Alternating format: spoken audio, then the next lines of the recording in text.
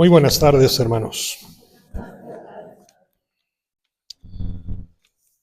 Estamos hoy ante un pasaje de San Marcos, posiblemente de los más intensos, podríamos llamarlo más hermosos, y también de los más provocativos que podemos escuchar en el Evangelio.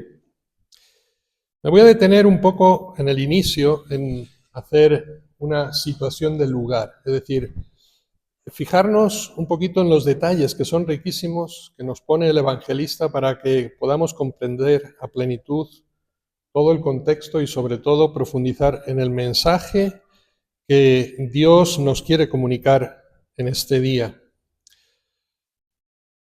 En primer lugar, la pregunta que deberíamos de hacernos es, ¿cuál es el tema? ¿Y cuál es la centralidad del mensaje? ¿De qué nos está hablando Jesús? Posiblemente en la mente de todos, y porque se repite reiteradamente, valga la redundancia, podríamos decir que es la riqueza. Es decir, el concepto de riqueza, de posesión, como un impedimento para alcanzar el reino de los cielos.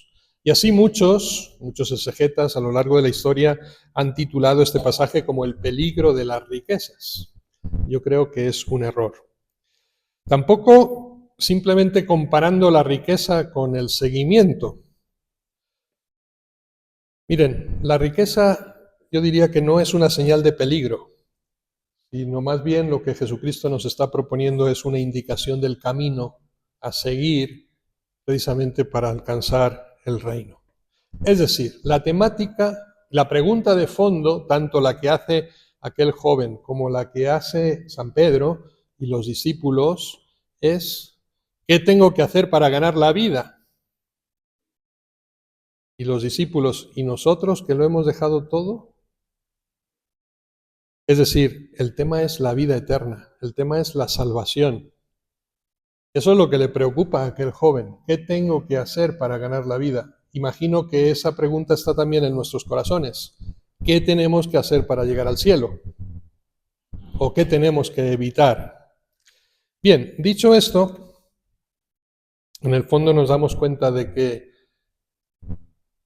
se está hablando de la vocación. Y la vocación no es exclusiva de unos pocos. Normalmente cuando en la iglesia hacemos la jornada por las vocaciones, ¿qué pedimos? Pedimos por los curas, pedimos por las monjas, por la vida consagrada. Pero ¿no se han dado cuenta de que todos hemos sido llamados por Dios? ¿De que la vocación a la santidad es universal, no es exclusividad de unos pocos? Por tanto, el tema nos afecta a todos, a cada uno obviamente de manera particular, de acuerdo a su propio estado de vida. 4 detalles importantes que aparecen al inicio del Evangelio, pero que creo que tienen una especial relevancia. Primero, en San Marcos, el personaje permanece en el anonimato. Un hombre, no sabemos su nombre. Posiblemente tendríamos que decir que si hubiera respondido generosamente a la llamada de Jesús, lo hubiéramos conocido, ¿no? Como los otros 12 apóstoles. Pero como no lo siguió, se quedó ahí, simplemente un hombre. Pero esto es una bondad, no es una dificultad. ¿Por qué? Porque en el fondo ese anonimato nos ayuda a entender mejor que lo que le está pasando a él es simplemente modelo o estereotipo de lo que nos puede pasar a cada uno de nosotros. Es decir, cuando el evangelista deja en anonimato a aquel personaje, en el fondo lo que pretende es que cada uno de nosotros nos podamos sentir identificados y por tanto cuestionados ante la misma realidad. Primer detalle, anonimato. Después, es curioso porque este pasaje que narran los 3 evangelistas, Marcos, Mateo y Lucas, cada uno le da una identidad particular a aquella persona. Marcos, el que acabamos de leer, dice que es un rico. Si ustedes cogen el Evangelio de Mateo, dice que es un joven. Y si ustedes cogen el Evangelio de Lucas, dice que es un personaje notable, influyente. Curioso, que cada uno le dé una particularidad distinta. Y no es que haya contradicción entre ellas, sino que más bien yo creo que en su conjunto, y asumiendo todas las perspectivas, en el fondo lo que los evangelistas nos están proponiendo es que consideremos esos tesoros que el mundo nos propone como modelo a alcanzar. La riqueza, el poder, el prestigio o la juventud. Y entendiendo por la juventud ese proyecto de vida que uno diseña precisamente en esa etapa de su propia vida. La sociedad del bienestar que nos incita al tener, es decir, a la riqueza. Todo es posible para el que tiene dinero, ¿no? Es la propuesta del mundo. El dominio, pero el poder entendido como opuesto al servicio. Es decir, cuando uno tiene poder, influencia, notabilidad en la sociedad, cuando adquieres un cargo público, se supone que lo vas a utilizar para poner tu vida al servicio de los demás. Ese es el verdadero sentido originario de la política, ¿no? Una de las más nobles profesiones que se puede ejercer en la vida. Sí. No se me rían, es verdad. Lo que pasa es que está profanada totalmente hoy día en nuestros días. ¿Por qué? Precisamente porque en vez de servicio lo que se hace es dominio, dominar sobre los demás. No es poner tu vida al servicio de los demás, sino servirte de todos para tu propio provecho. Es la perversión máxima que podemos hacer del servicio público. Y la estética. Ya hemos hablado en otras ocasiones de la estética. Ese afán hoy, ¿no?, de las personas de pretender vender una imagen que no corresponde a nuestra realidad. Y ahí estaría esa juventud como anhelo, esa liberalidad, ese proyecto de vida que yo pretendo hacer. Y todo esto, fíjense, esa perspectiva frente al único tesoro que debería estar en nuestro corazón que nosotros, sino Dios, su reino. Es decir, todo es posible para el que tiene fe. No para el que tiene dinero, sino para el que tiene fe. Para el que llena su corazón de amor. Otros 3 detalles, como anticipo. Si se dan cuenta, el Evangelio dice que aquel hombre llegó corriendo a Jesús. Es decir, hay un deseo, hay un anhelo, hay una búsqueda, ¿sí? Hay una ansia de entrar en contacto con Jesús. No es el que se acerca despacio, no. Viene corriendo. Jesucristo iba a emprender su camino hacia Jerusalén y se va a parar y le va a dedicar su tiempo a aquel joven rico. Otro detalle, se arrodilló ante él. Qué curioso. Los judíos no se arrodillan ante nadie, ni siquiera ante Dios. Fíjense que la postración es un signo de adoración cristiano, no judío. Los judíos alaban a Dios en pie, ¿sí? El símbolo de respeto para el pueblo judío era cubrirse la cabeza ante lo sagrado, tapar su rostro, ¿sí? Pero no arrodillarse.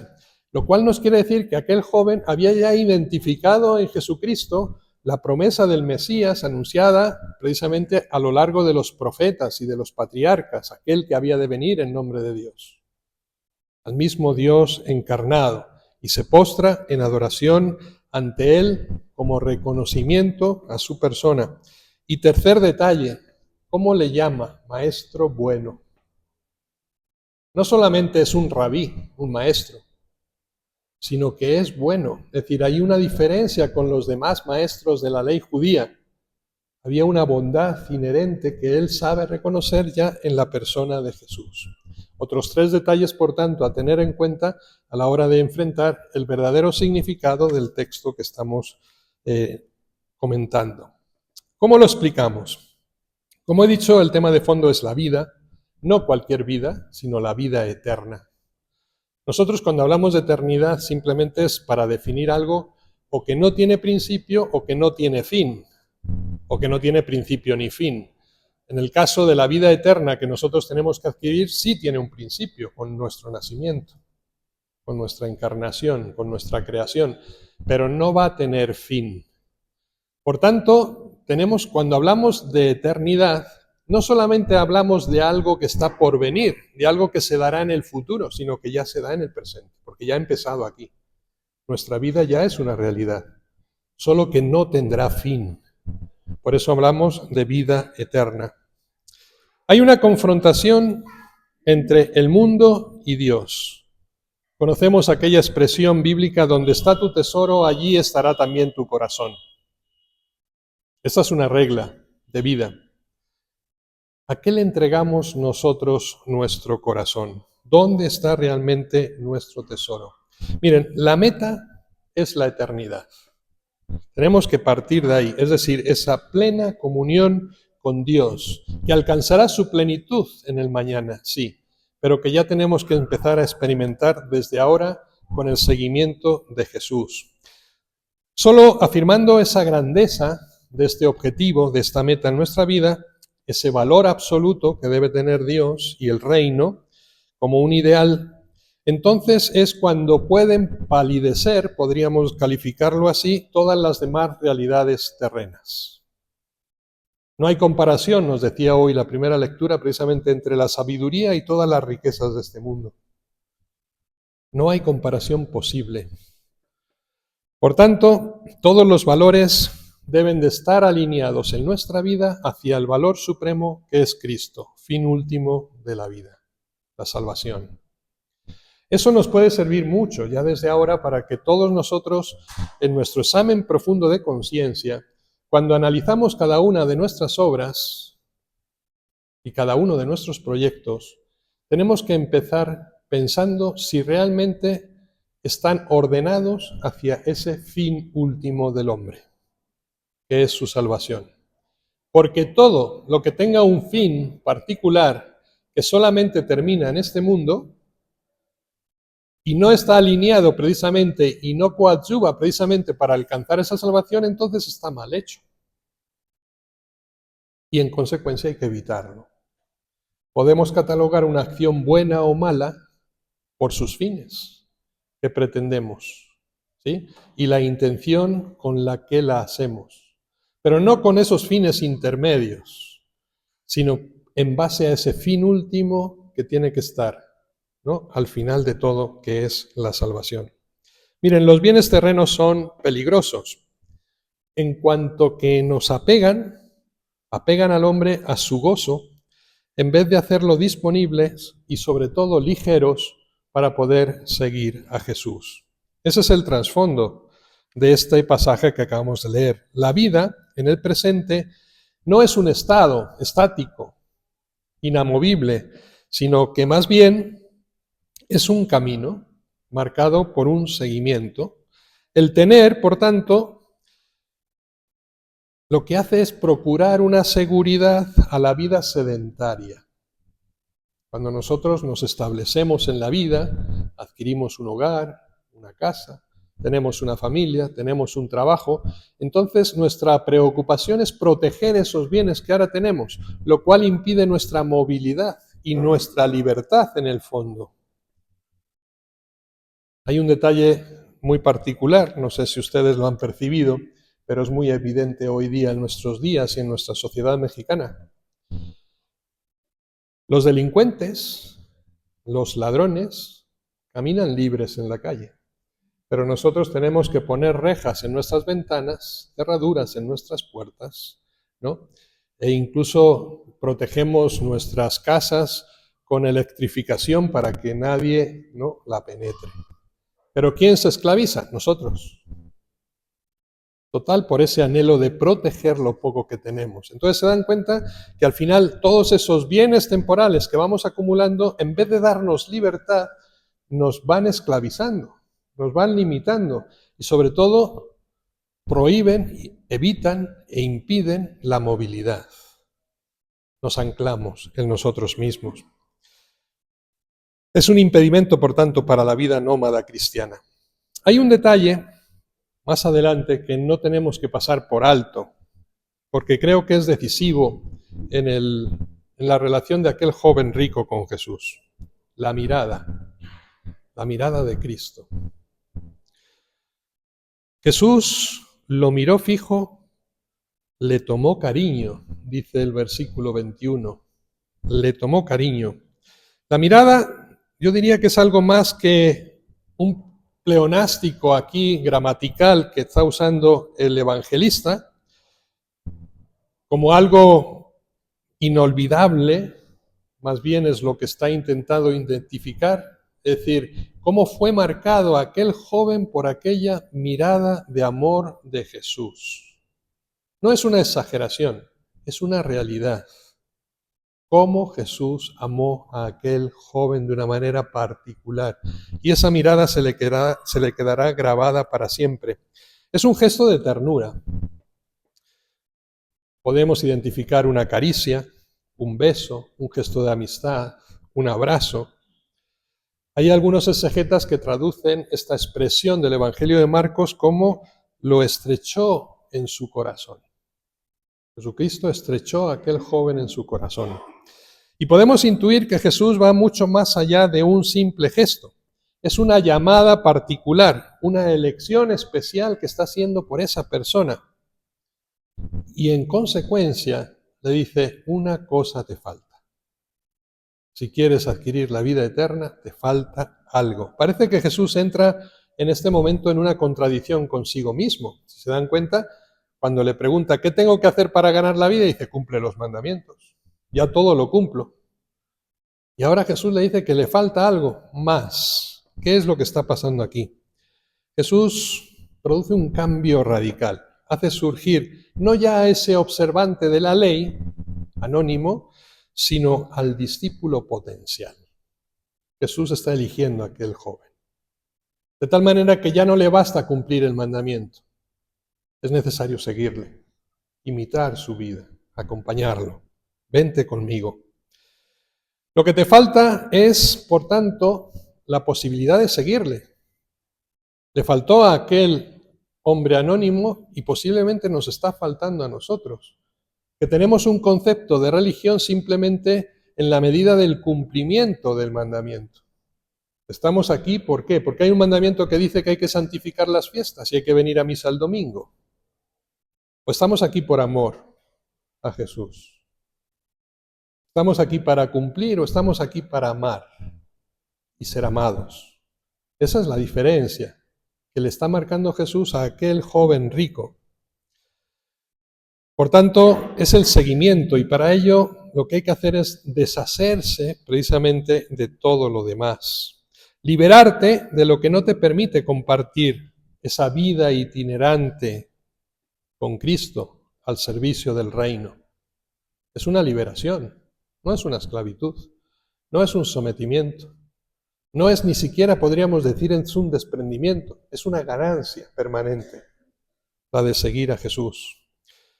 El acento está, por tanto, en el seguir, no tanto en el dar, no tanto en el vender. Vende todo lo que tienes y dáselo a los pobres, y luego ven y sígueme. La fuerza es seguir a Jesús. Y ahí está la ganancia siempre. Aquel que lo deje todo por mí recibirá el 100 por 1, dice Jesús. ¿Dónde está la pérdida? ¿Por qué nuestra obsesión de que es tan difícil seguir a Jesús? Porque nos exige dejarlo todo. No, más bien lo que te está diciendo es que si le sigues a Él ganarás todo.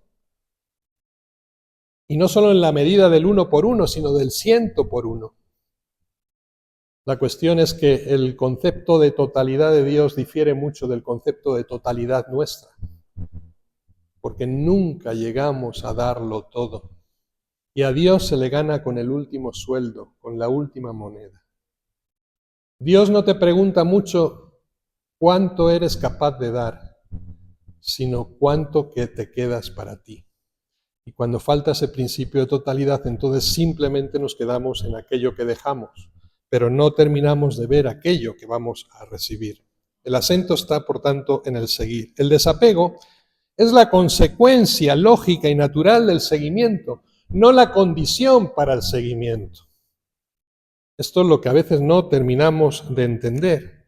Cuando Pedro, Santiago, Juan, Andrés dejaron su barca O cuando Mateo dejó el puesto de cobrador, ¿no?, de los impuestos y de las tasas. Cuando Jesús nos dijo, deja padre, madre, familia, o cualquier otro prejuicio religioso que pudiéramos tener, en el fondo lo que procuramos es la cercanía de Jesús, el seguimiento a Jesús. Y es como consecuencia de mi decisión de seguir a Jesús que como consecuencia renuncio al otro. Porque no puedo seguir a Jesús y seguir manteniendo esta posesión. Pero no es, ¿sí?, la condición indispensable para, es la consecuencia lógica de el seguimiento. Otro detalle, se marchó triste, muy unido al anterior. ¿Por qué aquel joven se marchó triste? No es aquella mirada de amor que Jesucristo le dirige la que provoca precisamente esa tristeza en su corazón. Aquel joven se queda triste no por el abandono de las riquezas, porque nunca las abandonó, siguió con ellas. Es por haber dicho no al amor que Dios le estaba ofreciendo en ese momento. Ese será su cargo de conciencia de por vida. Fíjense que en el Evangelio es la única vez que se menciona una respuesta negativa a la llamada particular de Jesús. Es la única vez que aparece un no al seguimiento. El amor de Jesús es el que justifica, por tanto, esa tristeza del joven. La tristeza, como digo, no por los bienes, sino por perder la oportunidad de su vida de seguir a Cristo. Es verdad que aquí podríamos establecer un atenuante, tener en cuenta que a aquel joven se le están trastocando todos los principios religiosos en los que él se había formado. Si se dan cuenta ustedes, si leen con atención el Antiguo Testamento, la riqueza era un signo de la bendición de Dios. De tal manera que todos los actos de adoración, ¿sí?, la fidelidad a la antigua ley, se tenían como consecuencia el enriquecimiento personal, incluso material y terrestre. Eran el símbolo de la bendición. Y resulta que ahora Jesús le está pidiendo todo lo contrario. Le propone una renuncia a lo material. Esto debió generar una confusión tremenda en aquel joven. Más que una vida rica, lo que le está proponiendo es una vida plena, una vida llena, una vida gozosa. Y creo que todos tenemos experiencia de que la riqueza no nos da la felicidad, de que hay algo mucho más grande, mucho más profundo, mucho más intenso, de donde procede precisamente esa bendición. Y al final el discurso gira en torno precisamente a esa enseñanza que Jesucristo va a dirigir a sus discípulos en base a la experiencia que aquel joven había vivido con Jesús. Es decir, lo que busca es corregir los errores que aquel joven está cometiendo para que no lo repitamos, no lo repitan sus apóstoles y no lo repitamos nosotros ahora. ¿Cuáles son estos errores? Primero, si se dan cuenta, aquel joven pervierte la iniciativa de Dios. Es decir, no llega a entender que es Dios el que llama, que es Dios el que te propone el itinerario de vida, que no es una elección tuya. Aquel joven llega diciendo, ¿qué tengo que hacer yo para ganar la vida eterna? Como si pudiera hacer algo para tener la vida. ¿No se han dado cuenta de que la salvación es un don de Dios? ¿Es un regalo? ¿Cuál es la conclusión al final del Evangelio? Nadie puede salvarse. Para el hombre es imposible, pero Dios lo puede todo. En el fondo es un abandono total. Pero aquel joven quiere tomar la iniciativa. No solamente quiere adquirir el reino, quiere heredarlo, ¿no?, como una propiedad. Y para eso se cuestiona qué más tengo que hacer de lo que ya hago hasta ahora. Segundo, los apegos del corazón. ¿Cuántas cosas nos retienen precisamente y son un impedimento para seguir a Jesús? ¿Qué es lo que nos bloquea? Hay un pasaje en las obras de San Juan de la Cruz muy simpática en la que nos pone una imagen muy visual de lo que son esas ataduras del corazón. Y nos habla de un pajarillo, ¿no? Imagínense que a un pájaro le atas una patita, ¿no?, a una piedra, le puedes atar con una cadena o le puedes atar con un simple hilo de sedal. Pero tanto la cadena como el hilo, casi invisible, le impiden volar. Es verdad, la cadena a veces es fácil detectarla, pero ¿somos capaces de identificar todos esos hilitos finos que nos impiden la libertad? Esas ataduras pequeñas de nuestro corazón, esos apegos de nuestros sentidos que nos impiden esa entrega total a Cristo. A veces es un simple hilo, pero nos están coartando nuestras libertades.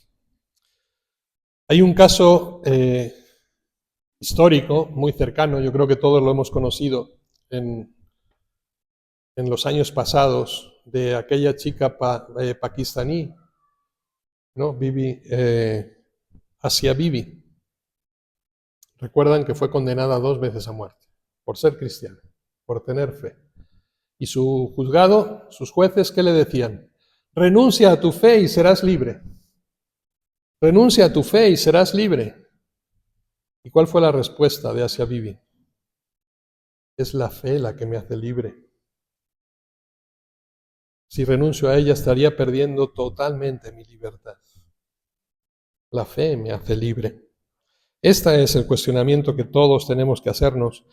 Para ganar la vida, no solamente tenemos que pensar que es algo futuro, sino que ya es presente, como les decía antes. Es un don, es un regalo, es una gracia, es la expresión plena del amor de Dios. Ciertamente que Jesucristo usa siempre en el Evangelio metáforas desproporcionadas. Recuerden cuando hablaba de la paja, ¿no?, y de la viga en el ojo, ¿no? O recuerden cuando hablaba de filtrar el mosquito, ¿no?, pero colar el camello, ¿no?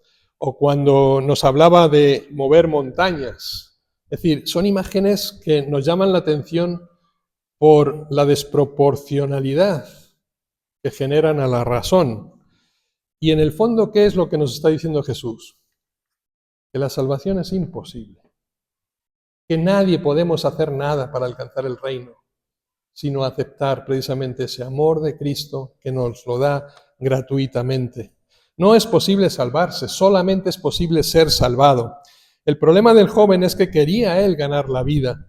Entramos, por tanto, en esa teología de la gratuidad. ¿Por qué? Porque la salvación es un milagro de la gracia, a la que todos tenemos que estar abiertos y darnos. ¿Qué genera esto? Les cito 5 provocaciones que creo que nos deben de llevar a interrogantes profundos en nuestra vida. Primero, el hombre tenía aquella manía de acumular siempre algo más, pero recibe esta revelación inesperada. Debes dejar, no añadir. Debes perder, no adquirir. Debes despojarte, no llenarte de obras buenas. Jesús, por tanto, no está añadiendo un mandamiento nuevo. Lo que pide es renunciar a su mentalidad, a su contabilidad, a ese cierto capitalismo espiritual, podríamos llamarlo. Muchos, yo creo, espero que ninguno de los que estamos hoy aquí presentes, estarían dispuestos a seguir a Jesús si Él nos pidiera un peso suplementario para nuestro camino. Pero justamente Jesús nos pide lo contrario. Lo que nos pide es un aligeramiento total de cualquier carga para poder andar el camino. No pide algo más. No pide un añadido para tu vida, sino una orientación distinta a tu vida. Que seas capaz de invertir el camino y seguir sus pasos. No pide una carga más para el camino, sino invertir esa dirección. Doblar la espalda, en este sentido, puede ser más fácil que dejar a la espalda nuestras ideas religiosas, es decir, nuestros fanatismos y nuestra concepción personal de Dios, y no la auténtica. Segundo, aquel joven con su negación es el que mejor ha comprendido quizá la grandeza y las exigencias del seguimiento. Es decir, no necesitábamos solamente todas esas experiencias de aquellos que dijeron sí a Jesús y le siguieron, sino que también era necesaria la experiencia de este no para concebir precisamente la dificultad de la vocación y del seguir. Nos enseña más con su negación que todo lo que nos ha enseñado, ¿no?, la respuesta positiva de los demás apóstoles. Es más honesto en este sentido el hombre que se va, que quien se queda con la ilusión de negociar, de rebajar, de minimizar o de dulcificar la religión, ¿no?, en un trato particular con Dios. Esta vocación rechazada en este sentido es menos peligrosa que todas esas vocaciones vividas con tibieza o con mediocridad, y que son tantas hoy día en la Iglesia. Tercero, y recuerdo, la mirada del cariño, la mirada del amor. Jesús no retira su amor ante la negación. Qué importante. Le sigue amando a pesar de su no, como nos sigue amando a todos nosotros, incluso después de nuestra traición, o precisamente más, porque le hemos negado en nuestro pecado. Aquella mirada es el más atormentado de los remordimientos que se llevó aquel joven rico, el reproche más implacable. Aquel hombre, en su rechazo, sabe algo, que aquel amor es una solicitud obstinada y que quedará profundamente grabado en su corazón para que salga afuera y vea la luz al ser liberado de la esclavitud del tener. Nunca es tarde para responder a Dios. Siempre estará ahí pendiente, ¿no?, nuestra respuesta. Y cuarto, la aritmética de Jesús es distinta de la nuestra. Las matemáticas de Jesús siempre fallan. Tienen otras normas. Perder para ganar, algo que nunca entenderemos desde nuestra realidad humana. Nosotros siempre obstinados en ese ganar, ganar. Solo conservando, sumando, acumulando se puede ganar. Y Jesús nos enseña que no, que en el dar recibes mucho más, hasta el 100 por 1. Y es la apuesta total, el juego del absoluto al que Jesucristo nos está invitando. Y por último, quinto, Jesús no interroga al hombre solo sobre los mandamientos de la segunda tabla. Es un detalle que a lo mejor hemos pasado por alto. Que cuando le dice cumple los mandamientos, le detalló los mandamientos morales, que tienen que ver con el prójimo. Pero no habló de los de la primera tabla, los dejó para el final, es decir, los que se refieren a Dios, los que nosotros tenemos sintetizados en los 3 primeros mandamientos. Los otros 7 son para con el prójimo. Y esto lo dejó para el final quizá porque era lo más importante, el amor a Dios, ¿no?, expresado, eso sí, en el amor al prójimo. Fíjense en el texto del Antiguo Testamento. Yo soy el Señor tu Dios, no tendrás otros dioses ante mí, no te postrarás ante estas cosas ni las servirás, porque yo, el Señor tu Dios, soy un Dios celoso. Amarás a Dios sobre todas las cosas, no tomarás el nombre de Dios en vano, santificarás las fiestas. Ahí está expresado la primera tabla de la ley. El hombre ve ese absoluto de Dios frente al que todo se hace relativo. Dios es tan grande que todo lo demás se hace insignificante. Esta es la verdadera realidad. Ante la primera tabla tenemos que elegir entre lo que tenemos y lo que nos falta. Lamentablemente muchas veces nos queremos quedar con lo que tenemos y no percibimos lo que nos falta, que es lo más grande. El desprendimiento, por tanto, es el más grande acto de adoración. Aquel joven cometió un error, se arrodilló al principio ante Jesús cuando se tenía que haber arrodillado al final, en aquel acto de adoración y reconocimiento del verdadero de Dios. Queridos hermanos, nuestra riqueza está siempre en Jesús, y esa riqueza que quizás no terminamos de descubrir nunca en nuestra vida terrena. Por tanto, y citando aquí el famoso bolero que seguramente todos hayan escuchado alguna vez de los Panchos, si tú me dices ven, lo dejo todo. Claro que los Panchos no se referían a Dios, ¿verdad?, sino a la mujer amada, pero la letra encaja perfectamente. Si tú me dices ven, lo dejo todo. Si tú me dices ven, serás todo para mí. Si tú me dices ven, todo cambiará. Si tú me dices ven, habrá felicidad. No detengas el momento por las indecisiones para unir el alma con alma y el corazón a corazón. Pues apliquemos esta bonita canción hoy también a nuestra relación con Dios. Que así sea.